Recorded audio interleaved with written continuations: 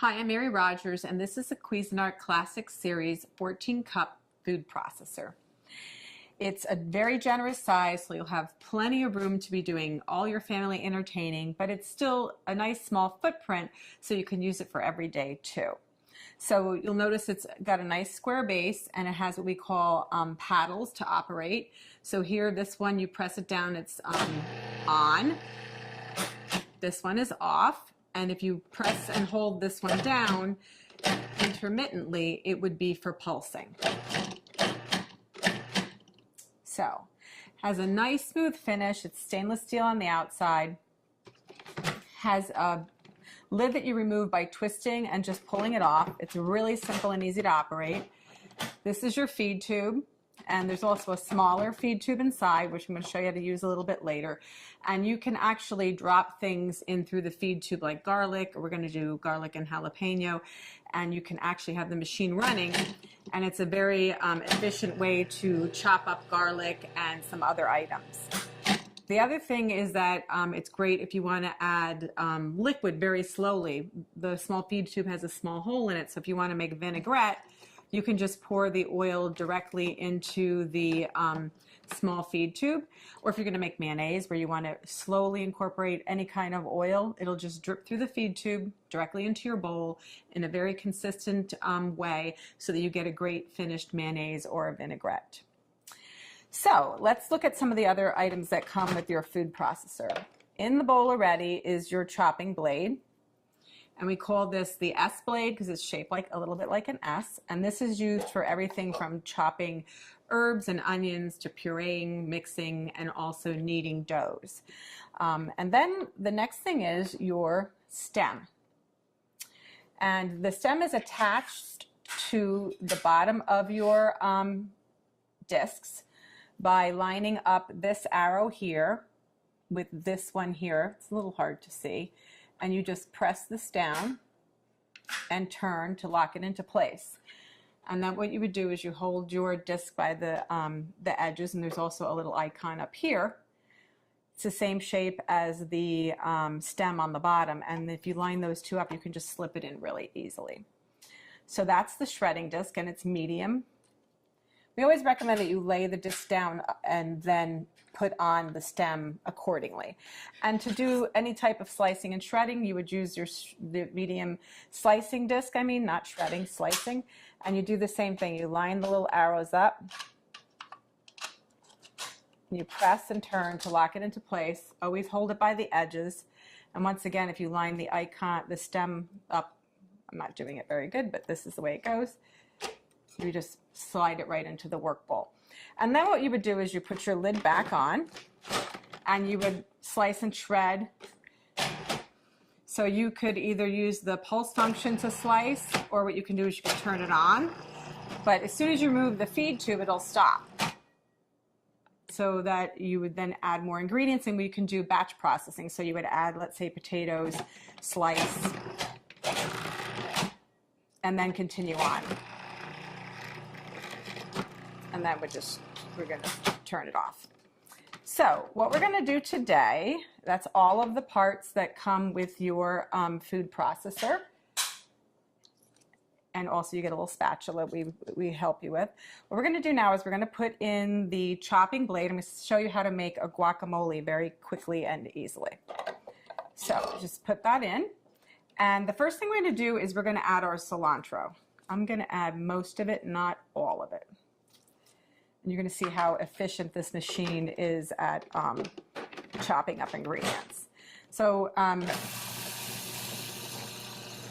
very quickly and easily. So I modified this recipe a little bit in comparison to how it's written in our instruction manual. Next, we're going to add our tomatoes, which were seeded, and the pulp the interior was taken out, the seeds. And we're going to pulse that until it's finely chopped.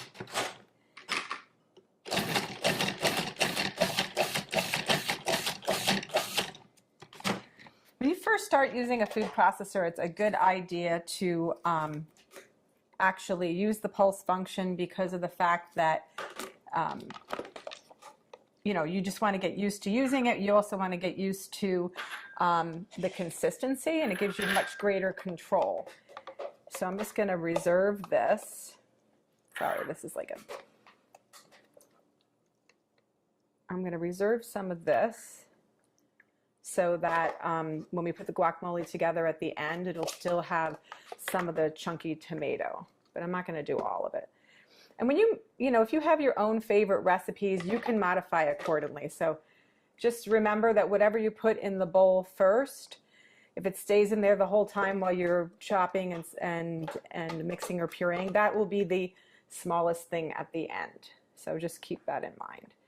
So I didn't remove everything, just most of it. So the next thing what we're going to do is, with the machine on and running, we're going to drop in the garlic and the jalapeno through the feed tube.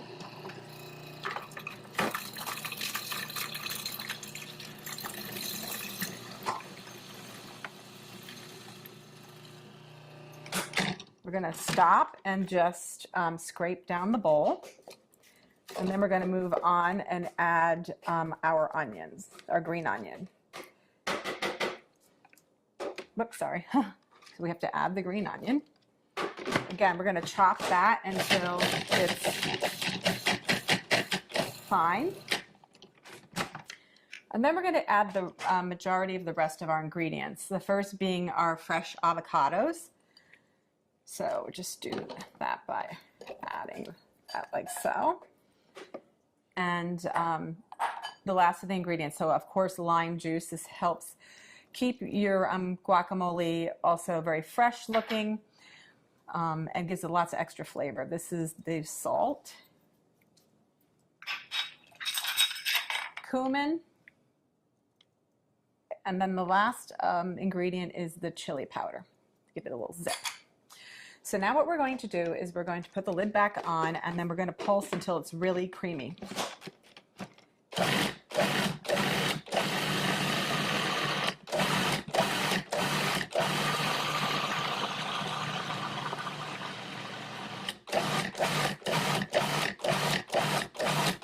Okay, and then what we're going to do is I'm just going to scrape it down one last time, and then I'm also going to add, because it still needs to be processed a little bit more. And then what I'm going to do at this point too is add the balance of the cilantro that I reserved.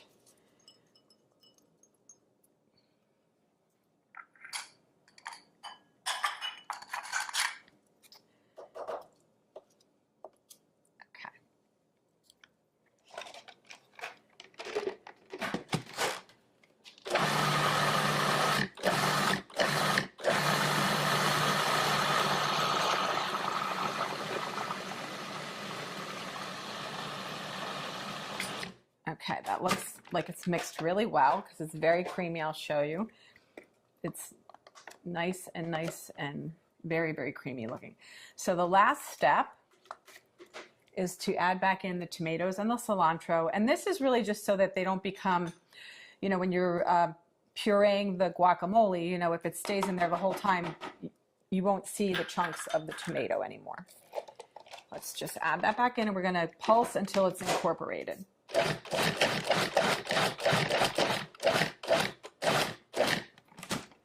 So that's that.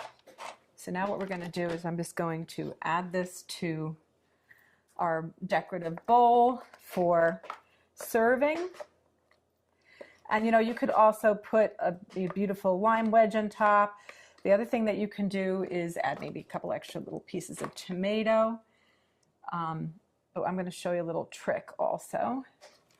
This is a really, really big batch of guacamole, so it's great if you're going to have a party. Wait, you haven't seen the best part yet. Here are some amazing offers and specials available for one time only. You can't afford to miss it.